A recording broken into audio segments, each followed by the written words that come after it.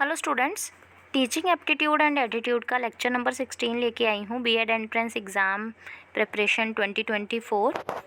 आज का हमारा टॉपिक है एग्जामिनेशन, इवैल्यूएशन एंड असेसमेंट।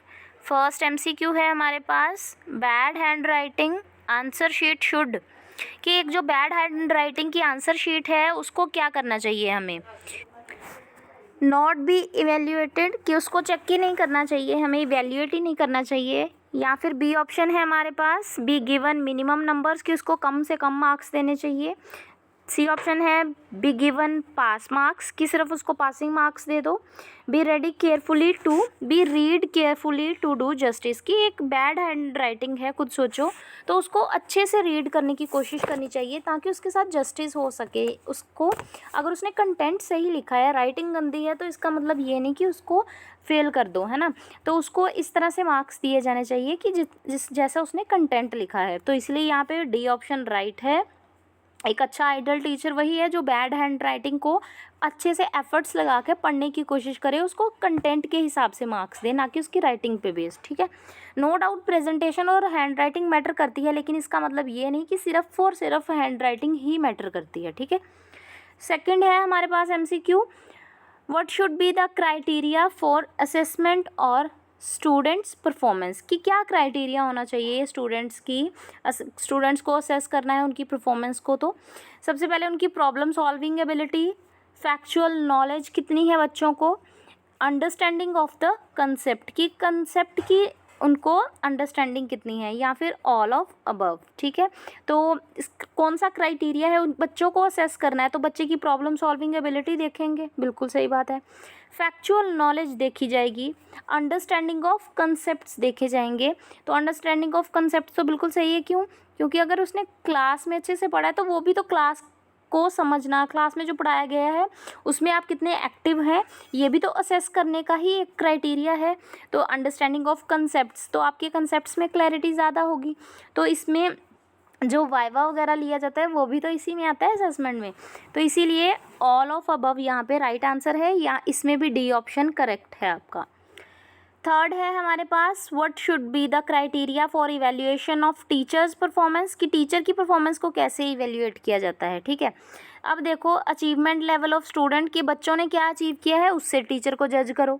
ठीक है, पास परसेंटेज फॉर्मूला, की एक सेक्शन के ज़्यादा मार्क्स आए तो उनकी टीचर अच्छी है, एक सेक्शन के कम मार्क्स आए तो उनकी टीचर अच्छी नहीं है। तो हो सकता है आपने जो दूसरा सेक्शन है उसमें कम आईक्यू वाले बच्चे रखे हों और टीचर उन पे ही इतना एफर्ट कर रहा हो, है ना। तो ऐसा ज़रूरी नहीं है। सी है comprehensive view of teacher during whole session, कि पूरे सेशन में उसका कॉम्प्रिहेंसिव व्यू कैसा है वो लेना चाहिए। ठीक है, कि पूरा बिहेवियर कैसा है टीचर का। डी ऑप्शन है रेगुलरिटी, तो यहाँ पे सी ऑप्शन बिल्कुल करेक्ट है। सिर्फ पासिंग बच्चों को देख के उसके फॉर्मूला से, पास परसेंटेज से नहीं निकालना चाहिए, टीचर की परफॉर्मेंस को जज नहीं करना चाहिए, उसकी पूरे साल की, पूरे सेशन की परफॉर्मेंस देखनी चाहिए। ठीक है, आगे है हमारे पास फोर्थ एमसीक्यू है, which of the following testing technique is best for comprehensive testing of students, कि बच्चों की अगर कॉम्प्रिहेंसिव टेस्टिंग करनी है तो कौन सी टेक्निक यहाँ पे बेस्ट है। इंटरव्यू करनी चाहिए, रिटन टेस्ट करना चाहिए, प्रैक्टिस करवानी चाहिए, या फिर कॉम्बिनेशन ऑफ ऑल। तो बेस्ट है combination of all. Fifth MCQ है हमारे पास, internal assessment is not justified because, कहते हैं जो इंटरनल असेसमेंट है वो जस्टिफाइड नहीं है, सही नहीं मानी जाती। जस्टिफाइड मतलब न्याय संगत तरीके से नहीं हो रही, क्यों? ए ऑप्शन है हमारे पास, इट हेल्प्स टीचर्स फेवरेट, कि जो टीचर के फेवरेट है टीचर उन्हीं को इंटरनल असेसमेंट ज़्यादा देती है। बी ऑप्शन है, it is subjective in nature, एक होता है ऑब्जेक्टिव, एक होता है सब्जेक्टिव। ऑब्जेक्टिव का मतलब जो टू द पॉइंट आंसर होते हैं, एकदम सटीक, जैसे फिलिंग इन द ब्लैंक्स हो गया, या फिर जो एमसीक्यूज हो गए, है ना, 4 ऑप्शन दिए होते हैं उनमें से एक को टिक करना बस, है ना। फिर उसके बाद ट्रू फॉल्स हो गए, इस तरह के जो ऑब्जेक्टिव आंसर होते हैं, है ना। एमसीक्यूज हो गए, एक वर्ड में आंसर दे दो, है ना, इस तरह के ऑब्जेक्टिव टाइप। लेकिन उसके ऑपोजिट होते हैं सब्जेक्टिव, जैसे कि 20 नंबर का क्वेश्चन, 10 नंबर का क्वेश्चन, पूरा लेंथ भर के लिखो, अपने विचार उसमें प्रकट करो सॉरी। तो इस तरह के होते हैं सब्जेक्टिव नेचर, मतलब एक जो इंटरनल असेसमेंट है वो एक सब्जेक्टिव नेचर है। किसी टीचर को किसी बच्चे का बिहेवियर अच्छा लगता है लेकिन दूसरे को नहीं लगता, तो उसके लिए उसके व्यूज़ अलग हैं, दूसरी टीचर के उसके लिए व्यूज़ अलग हैं, है ना। तो इस तरह से ये सब्जेक्टिव नेचर है, यानी कि इस पे पूरी टिप्पणी हो सकती है। तो इस तरह से हर एक के विचार अलग अलग हैं, तो काफ़ी लंबे चौड़े कंसेप्ट हैं, तो इसीलिए ये सब्जेक्टिव है नेचर में। सी ऑप्शन है, it is a way to oblige principal, colleague and friend, कि बच्चों फ्रेंड्स को, कलीग्स को, प्रिंसिपल को खुश करने के लिए, उसको बाउंड करने के लिए, उसको अच्छे नेचर दिखाने के लिए हम इंटरनल असेसमेंट बच्चों की कम ज़्यादा उसके हिसाब से करते हैं कि कलीग का बच्चा है तो उसके ज़्यादा लगा दिए, नहीं है तो कम लगा दिए, अच्छा ट्यूशन पढ़ने वाला है तो उसके ज़्यादा लगा दिए, नहीं तो कम लगा दिए, है ना। ऐसा नहीं करना चाहिए। तो इसीलिए कुछ है रीज़न जिसके कारण इंटरनल असेसमेंट जस्टिफाइड नहीं है। और डी ऑप्शन है हमारे पास ऑल ऑफ अबव, तो पहले खुद दिमाग लगा के टिक कर लेना चाहिए आपको। तो बिल्कुल इन तीनों का ही पूरा योगदान है असेसमेंट को फेल करने के चक्कर में, ये तीनों ही फैक्टर्स जिम्मेदार हैं। तो यहाँ पे D option all of above right है, क्योंकि टीचर अपने फेवरेट्स को मार्क्स ज़्यादा देते हैं, ऐसा देखने में आया है। सब्जेक्टिव है नेचर में, क्योंकि कुछ बच्चों को जो टीचर है, एक टीचर को कुछ बच्चे अच्छे लग सकते हैं, कुछ बच्चे का नेचर अच्छा नहीं लग सकता। कई टीचर्स को वो सब्जेक्ट में हो सकता है, हिंदी में टीचर का जो एक बच्चा है पर्टिकुलर, वो हिंदी में बेस्ट हो तो हिंदी वाली टीचर उसके लिए अच्छे व्यूज़ रखेगी, जबकि मैथ वाली, अगर वो मैथ्स में अच्छा नहीं है, मैथ्स में मार्क्स अच्छे नहीं ले रहा, तो मैथ्स वाले टीचर के लिए वो, उसकी नज़रों में वो अच्छा स्टूडेंट एक नहीं, वो पर्सपेक्टिव उसका ऐसा है उसके लिए, है ना। तो इस तरह से ये सब्जेक्टिव है नेचर में, इंटरनल असेसमेंट भी अलग अलग होगी, है ना। तो ये सारे ही फैक्टर मैटर करते हैं, तो डी ऑप्शन यहाँ पे करेक्ट है। नेक्स्ट है, why internal assessment system has prove to be a failure in our country. हमारे देश में इंटरनल असेसमेंट जो है उसको फेलियर माना गया है, कंट्री में फेलियर माना गया है। क्यों? कि हमारे इंडिया में ऐसा असेसमेंट, इंटरनल असेसमेंट पे बेस्ड हम पूरी, मतलब बच्चे की ओवरऑल जो क्लास पास करता है वो उस पर बेस नहीं कर सकते।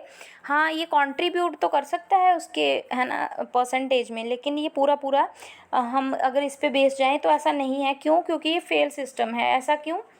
ए ऑप्शन है, पार्टीशन बाय सम टीचर्स, की कुछ टीचर्स जो हैं वो पार्शियल बिहेव करते हैं, ठीक है। पार्शियलिटी आना चाहिए, वैसे यहाँ पे गलती से शायद टाइप हो गया पार्टीशन, यहाँ पे आना चाहिए पार्शियलिटी बाय सम टीचर, की कुछ टीचर्स जो हैं वो पार्शियलिटी करते हैं। मतलब आपने देखा ही होगा, है ना, कभी ना कभी शायद फेस किया हो, तो पार्शियलिटी करते हैं, या आपको भी लग सकता है कि टीचर पार्शियलिटी कर रहा है।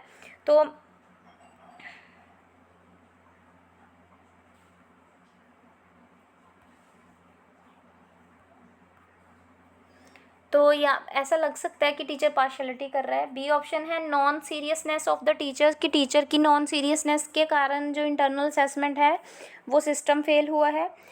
क्योंकि आपने देखा होगा कि पार्टीशन इस तरह से नंबर्स की जाती है कि अगर 20 नंबर की टोटल असेसमेंट है तो उसमें से 2 नंबर प्लेग्राउंड के, 5 नंबर फाइल के, प्रोजेक्ट फाइल के, उसमें से 3 नंबर मान लो कॉपी की नीटनेस के रखे हैं, और ठीक है 2 नंबर उन्होंने अपने साथ क्लास स्टूडेंट के, जो क्लासमेट है अपने, उसके साथ कैसा बिहेवियर है उसके रखे हैं। लेकिन ऐसा होता नहीं है ना। अगर टीचर्स इंटरनल असेसमेंट भेजते हैं तो वो इस तरह से भेजते हैं, जिसके जो बहुत ब्रिलियंट स्टूडेंट्स हैं उनके 20 आउट ऑफ 20, 19 इतने भेजेंगे, जो उससे कम हैं उनके 18, 19, जो उससे भी कम है एवरेज स्टूडेंट्स हैं उनकी 15, 16।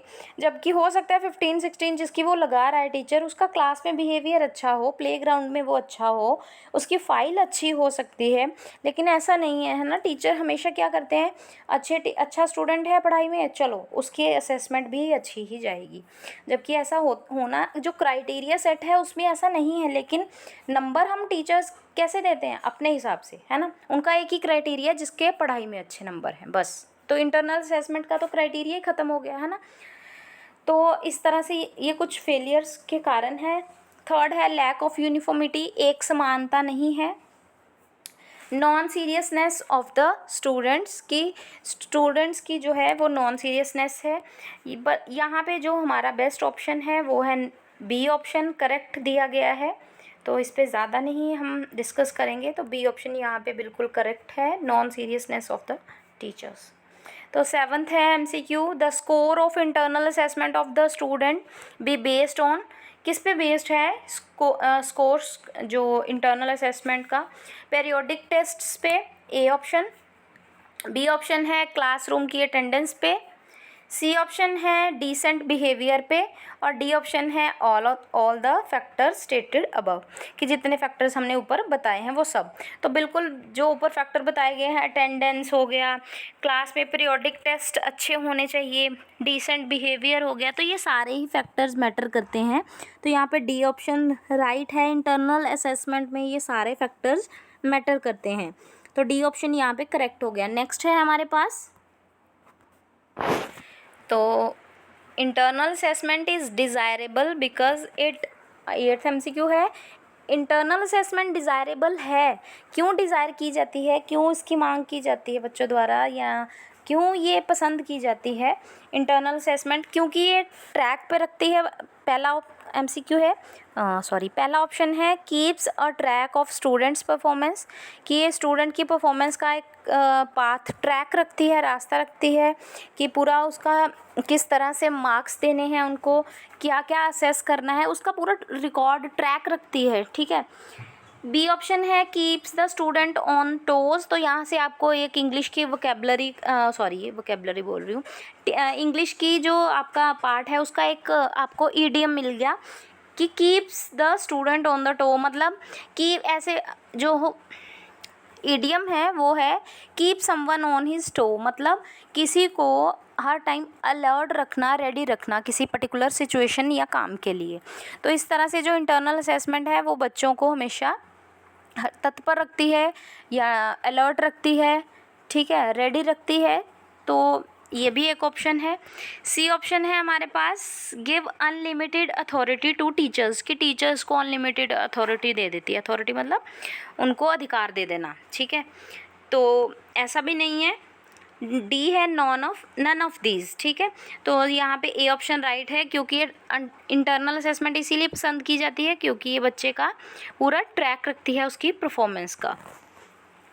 9th है हमारे पास, second last, who in your correct opinion should hold the internal examination? Internal examination किसको लेने चाहिए आपके क्राइटेरिया के, आपके नज़रिए से, ठीक है, कि आप क्या समझते हो कि किसको लेने चाहिए इंटरनल एग्जामिनेशन? जो स्कूल में इंटरनल होते हैं वो किसको कंडक्ट करवाने चाहिए? स्कूल्स बोर्ड को, स्कूलों के बोर्ड को, नेबरिंग स्कूल्स को, कि एक स्कूल का एग्ज़ाम है तो साथ वाला स्कूल उसके एग्ज़ाम कंडक्ट करवाए? उनको क्या पता कि कैसे कौन सा सेल कितना पोर्शन हो चुका है इनका, कितने पार्ट के करवाने हैं, किस क्लास को किस तरह के क्वेश्चंस किस हिसाब से डालने हैं, या इनकी क्या चीज़ असेस करनी है, किस चीज़ की डायग्नोस किया था कि टीचर ने कि ये इस चैप्टर में बच्चे कमज़ोर हैं तो इस टेस्ट में इस क्वेश्चंस को हमने ज़्यादा प्रैक्टिस करवाना है। तो इस तरह से साथ वाले स्कूल को क्या मतलब उससे? द कंसर्न टीचर, कि टीचर जो कंसर्न है इंटरनल्स उसको लेने चाहिए या नन ऑफ अबव? तो यहाँ पे राइट आंसर है सी, इंटरनल्स हमेशा टीचर कंसर्न्ड को ही लेने चाहिए। 10th है हमारे पास, the marks of internal assessment scored by the students should be, कि जो इंटरनल्स के मार्क्स हैं वो किस तरह से, the marks of internal assessment score by the students should be based on classroom test. क्या क्लास के टेस्ट पे बेस होना चाहिए सिर्फ, हैं इंटरनल असेसमेंट? नहीं। क्या क्लासरूम की अटेंडेंस पे सिर्फ बेस्ड होना चाहिए? नहीं, सिर्फ उस पर तो बेस्ड नहीं होना चाहिए। Based on behaviour of students, हाँ बिल्कुल सिर्फ, लेकिन नहीं सिर्फ बिहेवियर से उसको मार्क्स दे दो ऐसा नहीं है, लेकिन बिहेवियर भी एक फैक्टर है। नेक्स्ट देखते हैं, based on all the factors above. तो इंटरनल असेसमेंट का मोटिव ही यही है, सब बिहेवियर हो गया, उसकी पढ़ाई करने का तरीका, उसकी क्लास में प्रेजेंस, प्लेग्राउंड में उसका बिहेवियर, ठीक है, उसमें स्पोर्ट्समैनशिप कितनी है, ठीक है, उसका नेचर बाकियों के साथ कैसा है, अपनी बुक्स को कैसे वो टैकल करता है, किस तरह से उनकी प्रेजेंटेशन रखता है, हैंडल करता है बुक्स को, नीटनेस कितनी है, राइटिंग कितनी अच्छी है। तो ये सब चीज़ें मैटर करती है, इससे बनती है इंटरनल असेसमेंट। तो D option is the right answer. इसी के साथ आज की ये वीडियो यहीं पे ख़त्म होती है, मिलते हैं अगली वीडियो में। Thanks for watching this video.